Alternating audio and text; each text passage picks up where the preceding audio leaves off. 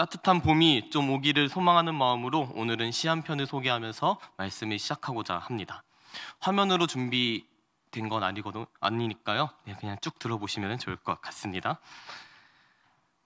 나는 길가에 버려져 있는 것이 아니다.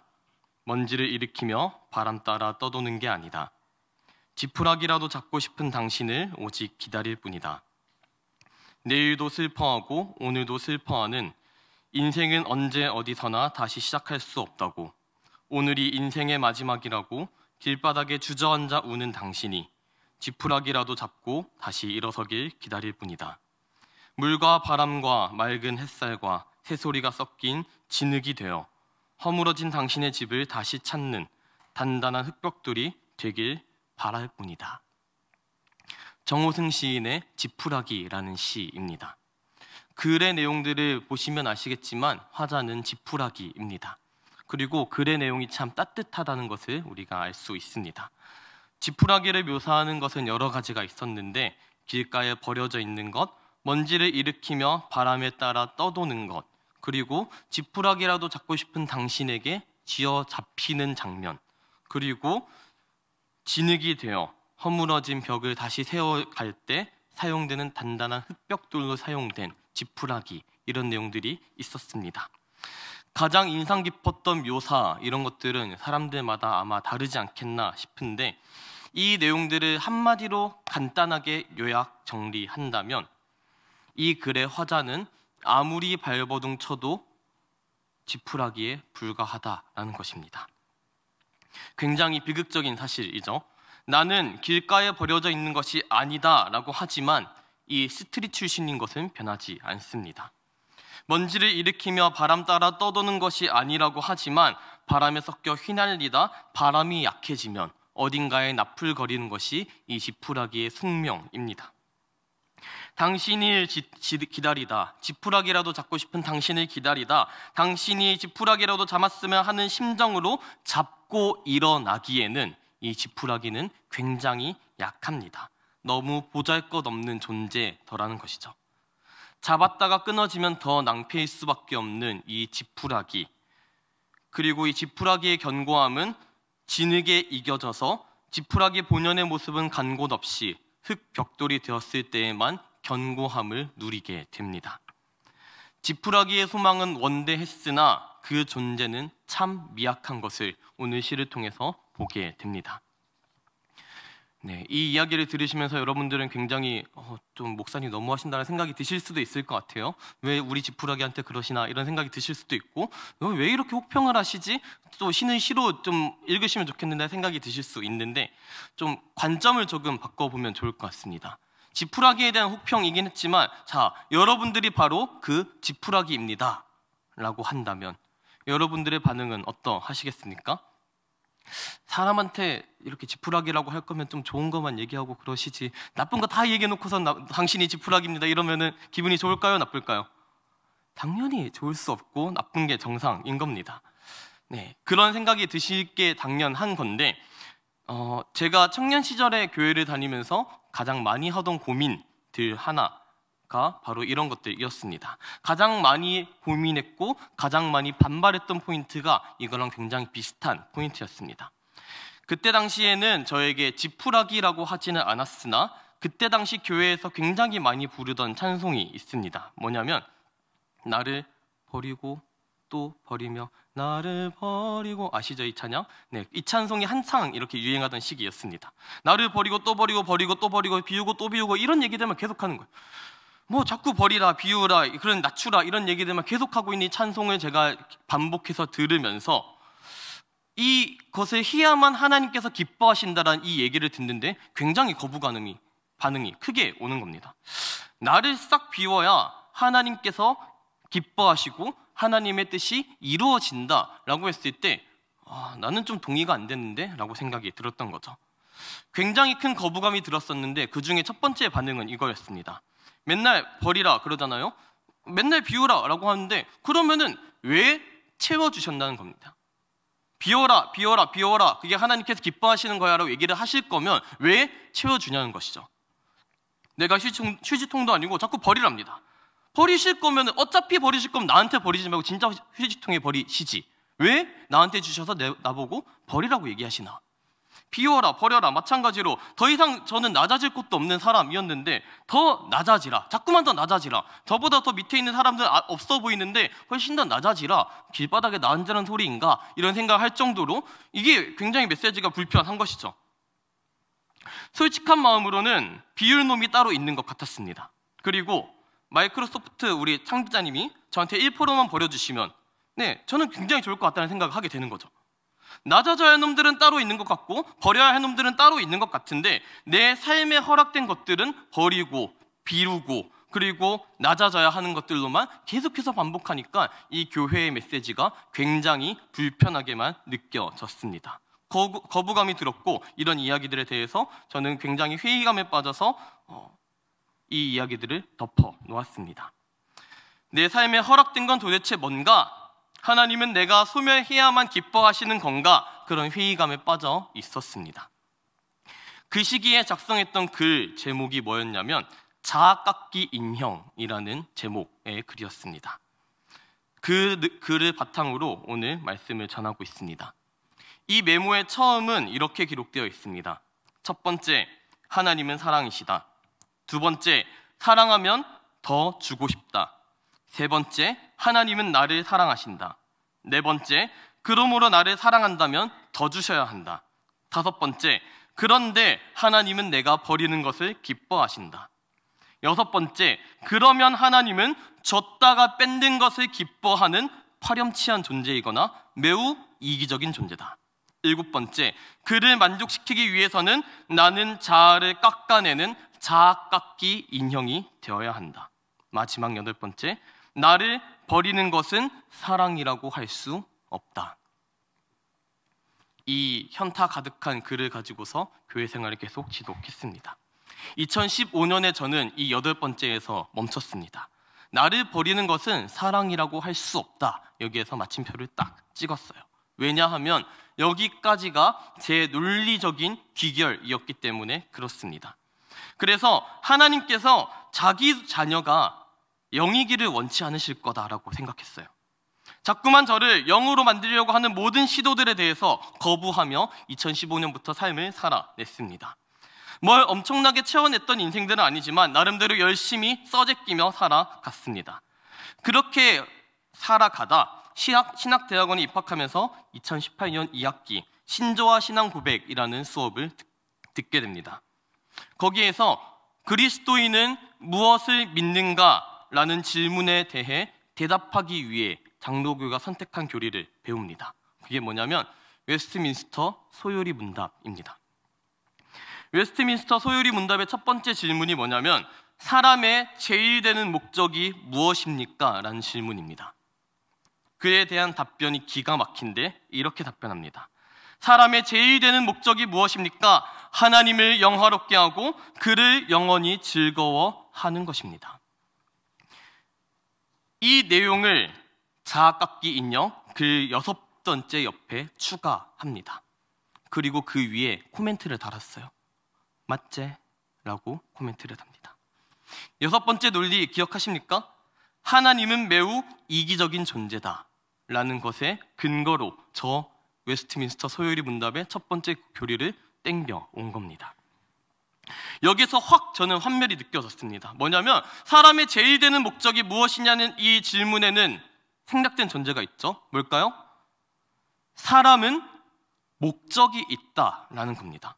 사람이 이 땅에 태어날 때, 사람이 이 땅에 빚으실 때는 목적이 있다. 어떤 목적이 있어서 그 목적을 가지고 태어났고 사람이 사는 데는 반드시 이유가 있다는 겁니다.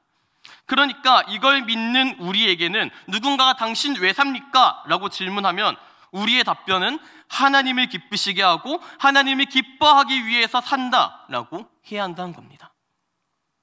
만족스러운 답변이 되십니까? 당신 왜 삽니까? 하나님이 기뻐하고 하나님이 기뻐하게 하시기 위해서 살아갑니다.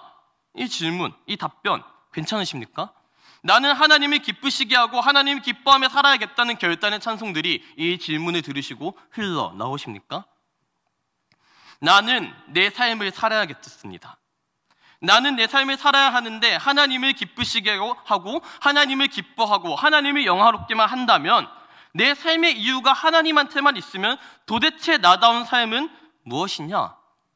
나는 영영 내 자아만 깎아가다 영의 인생으로 살아가는 것이 아니냐 하는 것이 저의 울분이었던 것이죠. 이런 불편한 마음으로 오늘 본문 4절과 5절의 말씀을 함께 읽어보면 좋겠습니다. 4절과 5절의 말씀을 함께 읽겠습니다. 또 여호와를 기뻐하라. 그가 내 마음의 소원을 내게 이루어 주시리로다. 내 길을 여호와께 맡기라. 그를 의지하면 그가 이루시고. 제가 이 멘트를 편안하게 받아들였을까요? 아니었을까요?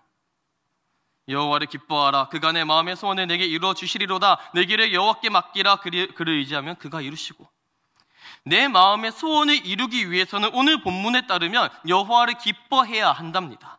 그리고 맡기면 그가 이루신다고 합니다. 신앙을 가지고 있는 사람들에게 아멘입니까? 아멘일지도 모릅니다. 그런데 이렇게 하나님 앞에 딸랑딸랑했던 그 결과로 제가 뭘 이루는 게 아닌 거예요. 여호와를 기뻐하고 여호와께서 이루신다고 합니다. 그래요. 여호와께서 이루십니다. 하나님께서 이루십니다. 그럼 이 일이 이루어졌을 때 영광은 누가 받을까요? 당연히 이를 이루신 하나님만 받으시는 겁니다. 소원성취 일치월장하며 살려면 하나님이 기뻐하며 살랍니다. 이 명령을 지킬 수 있는 근거는 어디에서 나오겠습니까? 내가 진짜 원하는 것을 준다면 이 정도는 해볼만 합니다. 기뻐하는 것 정도야 할 수 있는 겁니다. 할만하지 않겠냐 하는 것이죠. 그런 분들을 위해 준비된 본문 1절의 말씀입니다. 1절의 말씀을 함께 읽겠습니다. 악을 행하는 자들 때문에 불평하지 말며 불의를 행하는 자들을 시기하지 말지어다. 이 말씀에도 숨어 있는 전제가 있습니다.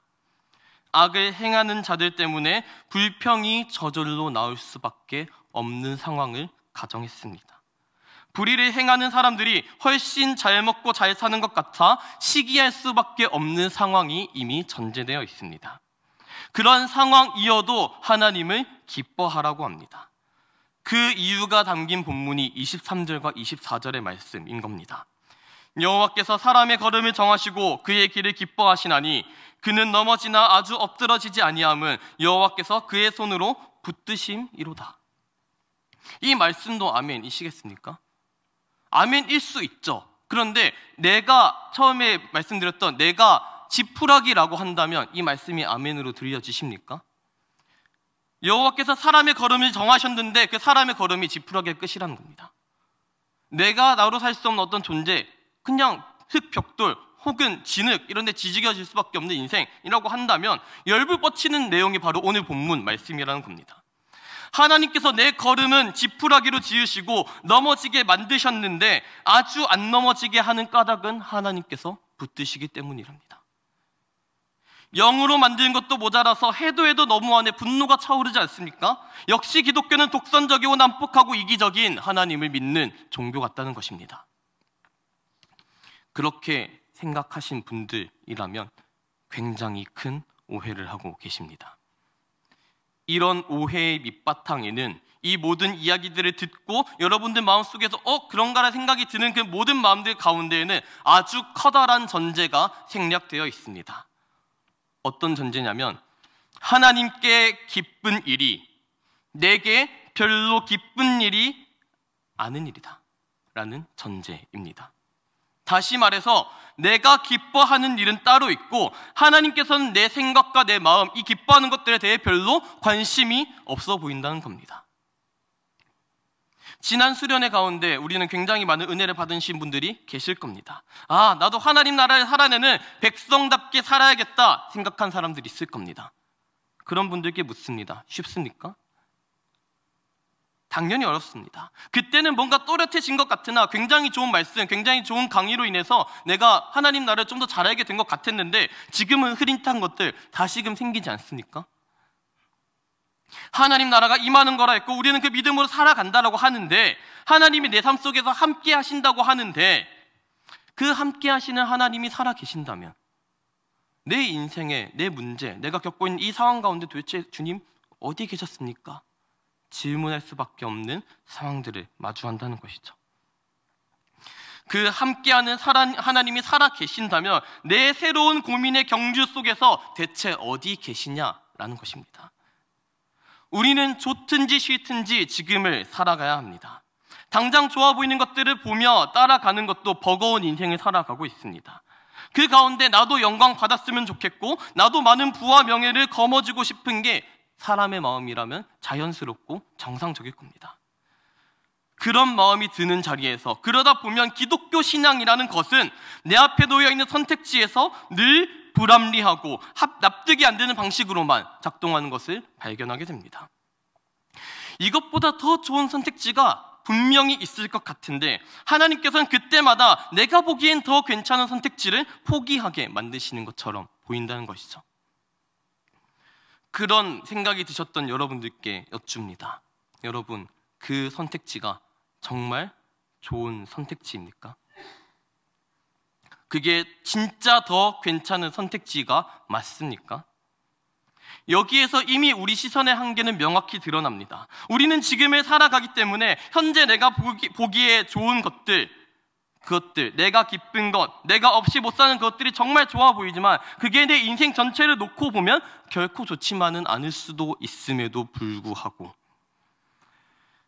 그런 선택지를 마주할 때마다 그때마다 하나님께서는 나를 사람이 아니라 자악깎기 인형으로 생각하시는 것 같아서 너무 서운합니다. 그리고 오늘 본문은 그때마다 그런 마음이 들 때마다 서운한 마음이 틈탈 때마다 행해야 할 지침을 알려줍니다. 3절부터 5절의 말씀을 제가 세 번역으로 읽어드릴 때 여러분들이 눈으로 따라 읽어보시면 좋을 것 같습니다. 3절에서 5절입니다. 주님만 의지하고 선을 행하여라. 이 땅에서 사는 동안 성실히 살아라. 기쁨은 오직 주님에게서 찾아라. 주님께서 내 마음의 소원을 들어주신다. 내 갈 길을 주님께 맡기고 주님만 의지하여라. 주님께서 이루어 주실 것이다. 아멘. 서운한 마음이 들 때 기뻐하라고 말씀하십니다. 왜입니까? 나를 가장 잘 아시는 하나님께서 내가 영으로 수렴되어 있기를 원치 않으시는 그분께서 나를 가장 좋은 길로 인도하고 이루실 것이 분명하기 때문에 우리는 이것을 믿음으로 고백합니다. 그를 의지하면 내 생각대로 가는 것보다 훨씬 더 아름답고 선하게 이루어 가실 것이기 때문에 그렇습니다. 이 말씀이 아멘으로 받아지기 위해서는 23절에 사람의 걸음을 정하셨다는 말씀의 오해를 풀어야 합니다. 하나님께서 사람의 걸음을 정하셨다는 것은 하나님께서 정한 길대로 가지 않으면 반드시 죽는다라는 어떤 협박의 말씀이 아닙니다. 사람이 어찌할 수 없는 운명 앞에 아무것도 못하게끔 두시려는 것이 아니라 나를 영에 수렴하게 하려는 이기적인 욕망에서 세워진 길이 아니라 한 인간에게 꼭 들어맞는 백을 향한 길을 정하셨다라는 것입니다. 종교적 세뇌에 의한 것이 아니라 억지로 하는 것이 아니라 이 길이 진짜 나를 나답게 만드는 길이었구나 하며 기뻐하며 걸을 수 있고 그 걸음을 걸으며 기뻐하는 여러분을 보시는 하나님도 기뻐하시는 그런 길과 걸음을 정하셨다라는 겁니다. 그런데 그 길 가운데에서는 내가 원치 않았고 하나님께서도 원치 않았으나 끼어들게 되는 여러 모습의 어려움들을 마주하게 됩니다. 그래서 넘어지기도 하고 때로는 두 번 다시 일어나지 못할 것처럼 자빠지기도 하는데 아주 엎드러지지 않는 이유는 당신을 지으신 하나님께서 그의 손으로 우리를 신실하게 붙들고 계시기 때문이라는 것입니다. 굉장히 뻔한 말씀처럼 들리실 줄로 압니다. 뻔하게 전달드려 죄송합니다. 그러나 뻔한 것이 아니라 신실한 것입니다.